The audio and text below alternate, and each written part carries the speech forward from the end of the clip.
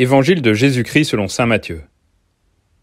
En ce temps-là, comme Jésus arrivait sur l'autre rive, dans le pays des Gadaréniens, 2 possédés sortirent d'entre les tombes à sa rencontre. Ils étaient si agressifs que personne ne pouvait passer par ce chemin. Et voilà qu'ils se mirent à crier. « Que nous veux-tu, Fils de Dieu ? Es-tu venu pour nous tourmenter avant le moment fixé ?» Or, il y avait au loin un grand troupeau de porcs qui cherchait sa nourriture. Les démons suppliaient Jésus. « Si tu nous expulses, envoie-nous dans le troupeau de porcs. » Il leur répondit. « Allez. » Ils sortirent et ils s'en allèrent dans les porcs. Et voilà que, du haut de la falaise, tout le troupeau se précipita dans la mer, et les porcs moururent dans les flots. Les gardiens prirent la fuite et s'en allèrent dans la ville annoncer tout cela, et en particulier ceux qui étaient arrivés au possédé. Et voilà que toute la ville sortit à la rencontre de Jésus. Et lorsqu'ils le virent, les gens le supplièrent de partir de leur territoire.